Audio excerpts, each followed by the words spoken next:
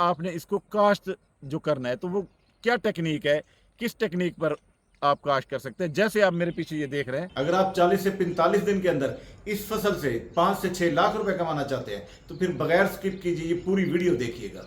और इंशाल्लाह जैसे मैं कह रहा हूं, लाखों रुपए की आमदनी तो लाखों की आमदनी होती है। जो दोस्त डीएपी की खाद को चूंडी की मदद से लगाना चाहते हो, चाहते हैं कि डीएपी का भी ज्यादा खर्चा ना हो, वो फिर आपका जो बीज है और जो डीएपी खाद है उसको आपको डीएपी चाहिए, वो उसकी पूरी हो जाएगी। बिस्मिल्लाहिर्रहमानिर्रहीम, अस्सलाम वालेकुम मेरे प्यारे किसान भाइयों, मैं हूं मुर्तज़ा भट्टी। आप देख रहे हैं मेरा यूट्यूब चैनल मुर्तज़ा भट्टी ऑफिशियल। आज की जो फसल है वो है धनिया की फसल। और धनिया कौन सी, जो गंदम के बाद काश्त की जाती है, यानी गर्मियों में काश्त होने वाली धनिया के ऊपर आज की जो फसल है उसके हवाले से मैं बात करूंगा।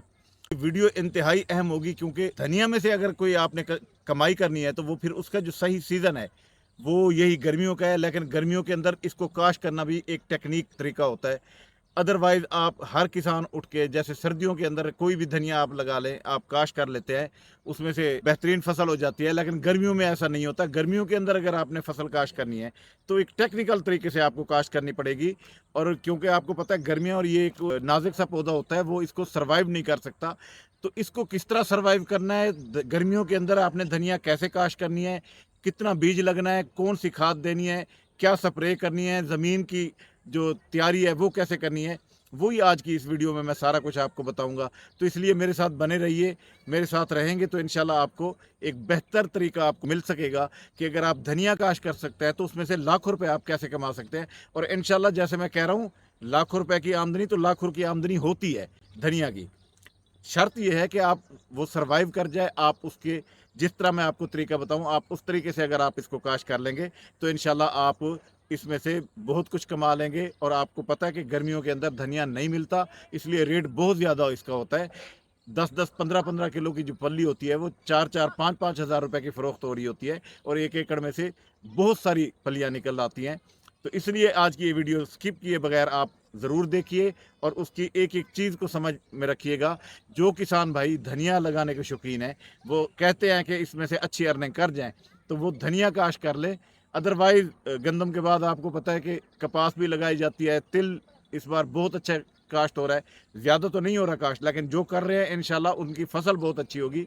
हमसे बहुत से दोस्तों ने बीज इसका मंगवाया है, जिसकी औसत 25 से 30 मन है, वो भी हमने लोगों को दिया और अभी तक चल रहा है। और ये तिल की जो फसल है ये भी इंशाल्लाह आगे 1-2 माह तक ये काश्त होती रहेगी। लेकिन जो धनिया के काश्तकार हैं, जो चाहते हैं कि हम धनिया काश्त करें, तो आज की ये वीडियो स्पेशल उनके लिए। आगे बढ़ता हूँ और आगे बढ़ने से पहले मेरी ये रिक्वेस्ट है कि आप मेरे चैनल को सब्सक्राइब कर लें, बेल आइकन के बटन को दबा दें, ताकि मेरे आने वाली तमाम वीडियोज़ आप तक आ सके। जिस खेत में मैं खड़ा हूँ इसमें इस वक्त आप मेरे पीछे जो देख रहे हैं, इसमें पालक और धनिया दोनों काश्त है। वो भी मैं आपको दिखाता हूँ कि कैसे काश्त है। तो इसलिए आगे बढ़ता हूं और आपको ये सारी तफसील बताता हूं। जी तो किसान भाइयों, आज की जो फसल है वो धनिया के ऊपर है। और धनिया भी कौन सी, जो गर्मियों के अंदर लगाई जाती है, गंदम के बाद काश्त होती है, या गंदम से 1-2 माह बाद काश्त होती है। मिसाल के तौर पर जिनकी गंदम नहीं होती, कोई और फसल होती है जिनकी, और वो मकई वगैरह होती है, या कोई और फसल जो लेट उनकी ख़त्म होती है, तो उसमें आप धनिया की काश्त कैसे कर सकते हैं और धनिया में से आप लाखों रुपए की अर्निंग कैसे कर सकते हैं, आज की ये वीडियो है। तो इसके लिए सबसे पहले मैं आपको बताऊंगा कि आपने ज़मीन की तैयारी कैसे करनी है धनिया के लिए। तो इसमें आपको आगे तरीके काश्त जो बताऊंगा वो आपने गौर से सुनना है। सबसे पहले ज़मीन की तैयारी सुन लें। अगर आपने वत्तर के तरीके से करनी है तो फिर आपने ज़मीन को 2 बार वत्तर करना है। वत्तर कैसे करना है कि आपने गंदम की कटाई के बाद आपने पानी लगा देना है, और तकरीबन 5 से 6 दिन बाद उसको दोबारा पानी लगा देना है।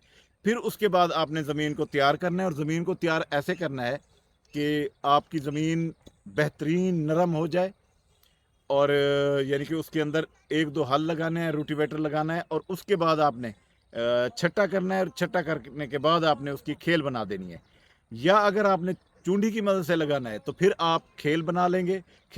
बनाने के बाद फिर आपने चूंडी की मदद से, चोबे की मदद से आपने लगा देना है। तो उसके लिए ज़मीन की जब तैयारी करनी है तो उसमें एक चीज़ आपने मद्देनज़र रखनी है कि ज़मीन के अंदर आपने डीएपी की खाद का इस्तेमाल ज़रूर करना है। अगर आप डीएपी खाद का इस्तेमाल करेंगे तो आपकी जो फसल है वो शानदार होगी और बेहतरीन होगी। जो लोग डीएपी की खाद इस्तेमाल नहीं करते तो फिर उसके लिए बहुत सारी और न्यूट्रिशन होती हैं। अगर आप वो कर लेंगे तो इंशाल्लाह आपको जो फास्फोरस है वो अच्छी मिकदार में उसमें मिल जाता है, तो आप उसमें वो काश्त कर सकते हैं। उसमें मुख्तलिफ़ चीज़ें हैं, न्यूट्रिशन है, ऑर्गेनिक तरीके भी हैं। मिसाल के तौर पर जैसे एक नैनो खाद थी, एक 500 मिलीलीटर के एक बोतल आती है जिसके अंदर तमाम खादों को मिक्स करके डाला जाता है, वो भी आप डाल सकते हैं। लेकिन अगर आप डीएपी मुयसर है तो वो डीएपी डाल दें। हाँ, जो दोस्त डीएपी की खाद को चूंडी की मदद से लगाना चाहते हो, चाहते हैं कि डीएपी का भी ज़्यादा खर्चा ना हो, वो फिर आपका जो धनिया का बीज है और जो डीएपी खाद है उसको मिक्स करके आप चूंडी की मदद से लगाएंगे तो आपकी जो न्यूट्रिशन जो आपको डीएपी चाहिए वो उसकी पूरी हो जाएगी, क्योंकि आप ऐन उसी जगह पर वो खाद को रखते हैं जहाँ पर वो पौधा होता है। वो सारी जो उसकी ताकत है वो सारा पौधा उस वक्त ले रहा होता है, क्योंकि अगर आप ऐसे छट्टा करते हैं तो वो हर जगह वो पौधे को मुकम्मल नहीं मिल सकता, लेकिन इस तरीके से मुकम्मल मिल सकता है। इससे आपकी खाद की भी बचत हो सकती है और आपकी जो फसल है वो भी शानदार हो सकती है। तो इसलिए ज़मीन की तैयारी का एक तरीका तो ये है। दूसरा तरीका ये है कि अगर आपने बिल्कुल खुश्क ज़मीन है तो उसके अंदर आपने डिस्क लगा देनी है। डिस्क लगा के आपने उसके अंदर 1-2 हल लगा देने हैं, रूटिवेटर कर देना है और ज़मीन को तैयार करके आपने खेल बना देनी है या छट्टा कर देना है। छट्टा करके आपने खेल बना के पानी लगा देना है। एक तो तरीका ये है। दूसरा तरीका ये भी है कि अगर आपने छट्टा नहीं करना तो खेल बनानी है। खेल बना के आपने चूंडी की मदद से लगानी है। खुश्क ज़मीन में काश्त करना और उत्तर में काश्त करना, ये दोनों तरीके मैंने आपको धनिया की काश्त के बता दिए। अब आपने तैयार ज़मीन की तैयारी के वक्त खाद दे दी या चूंडी की मदद से लगा रहे हैं तो फिर आपने वो डीएपी खाद मिक्स करके डाल दी। उसमें थोड़ी सी आपको खाद चाहिए होती है। मिसाल के तौर पर चूंडी पे आप लगाते हैं तो आपका 4-5 किलो बीज लगता है, 4-5 किलो ही आपकी डीएपी खाद लगेगी, उससे ज़्यादा नहीं लगेगी। तो इस बात को भी गौर रखें कि आपकी खाद की बहुत सारी बचत हो सकती है। महंगी खाद है, इसलिए आप कम खर्च करके उसमें पूरी बोरी का फ़ायदा उठा सकते हैं। इसमें एक अहम बात, जिस वक्त आप ये तैयारी कर लें और इसको काश्त आपने करना है या काश्त से पहले या पहले पानी में, जिस वक्त आप काश्त कर लेंगे उसी वक्त जो आप पानी लगाएंगे उसके अंदर आपने पेंडिमेथिलीन अगर स्प्रे कर दी 24 घंटे के अंदर अंदर, तो फिर आपकी जो जड़ी बूटियाँ हैं वो इंशाल्लाह वो नहीं रहेंगी। पेंडिमेथिलीन करनी है तो 50 से 60 मिलीलीटर एक टैंकी के अंदर आपने डालनी है। और अगर आपने डुआल गोल्ड करनी है तो डुआल गोल्ड आपकी वो मिकदार ज़रा कम, 25 से 30 या 35 मिलीलीटर फी टैंकी जो है वो आपने इस्तेमाल करनी है। इससे आपकी जड़ी बूटियों का जो मसला है वो बिल्कुल हल हो जाएगा। अगर आपने छट्टा करना है तो फिर आपको पता है कि छट्टे की सूरत में आप इसके अंदर, या अगर आम बीज आप इस्तेमाल कर रहे हैं तो फिर वो आपको 40 से 50 किलो आपको डालना पड़ेगा। अगर आप आजकल गर्मियों को बर्दाश्त करने वाला एक बीज आया हुआ है, अगर आप वो काश्त करना चाहते हैं तो वो आपका 25 से 30 किलो डलेगा और उससे बेहतरीन तरीके से आपकी फसल हो जाएगी। और उसको सुपर कोरिएंडर के नाम से ये बीज आ रहा है जो गर्मियों में काश्त होता है। अच्छा, ये तो बात हो गई आपकी ज़मीन की तैयारी की कि उसमें किस तरह खाद देनी और किस तरह। अब आगे चलते हैं कि आपने इसको काश्त जो करना है तो वो क्या टेक्निक है, किस टेक्निक पर आप काश्त कर सकते हैं। जैसे आप मेरे पीछे ये देख रहे हैं, आप देख रहे हैं कि इसके पालक के साथ साथ हमने इसको धनिया भी लगाया हुआ है। अब पालक के साथ धनिया लगाने का फ़ायदा क्या है?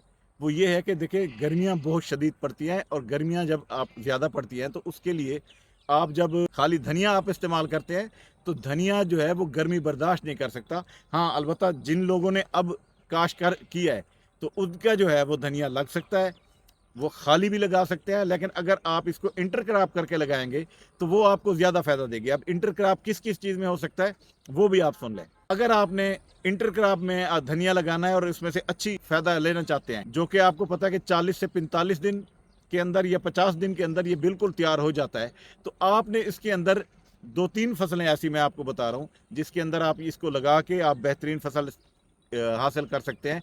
उसमें सबसे पहले आप, अगर आपने कपास काश्त की है तो खेल की एक साइड पर आप जिस तरफ मगरिब की तरफ आपने कपास लगा देनी है, मशरक़ की तरफ आपने धनिया लगा देना है। यानी कि आपकी जो खेल होती है, जो वट आप निकालते हैं, तो उसकी एक साइड पर आपने वो फसल लगानी है जिसका ज़रा कद बढ़े। मिसाल के तौर पर इसमें कपास की मैं हवाले से बात कर रहा हूँ, तो एक साइड पर कपास और दूसरी साइड पर आपने धनिया लगा देना है।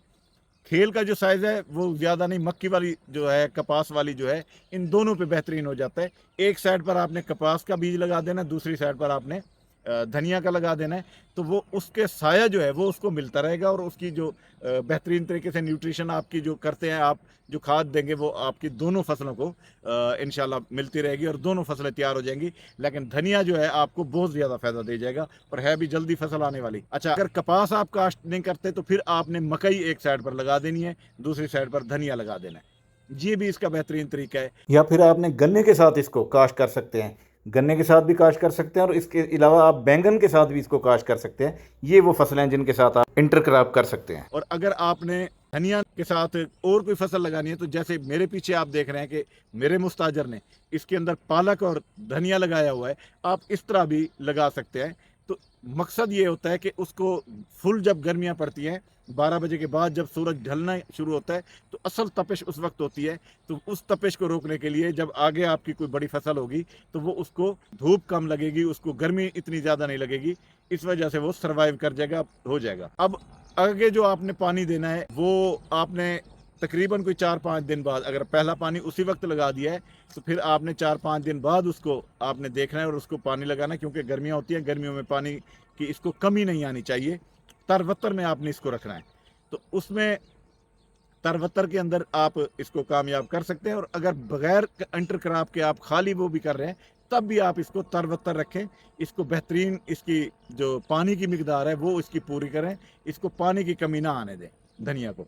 अच्छा, अब जिन लोगों ने बगैर उसके इंटरक्रॉप के काश्त किया हुआ है तो उनके लिए ये है कि वो भी इसको पानी की कमी ना आने दें और इसको खाद जो है वो पहली आपने डीएपी दी हुई है तो अगले पानी में आप कोई ना दे। फिर उससे जब ये इसकी जर्मिनेशन हो जाए, ये तकरीबन 10 से 12 दिन के अंदर इसकी जर्मिनेशन होती है, जब इसकी जर्मिनेशन हो जाए तो फिर आपने उसके बाद यानी कि दूसरा या तीसरे पानी के ऊपर आपने इसको और खाद देनी है।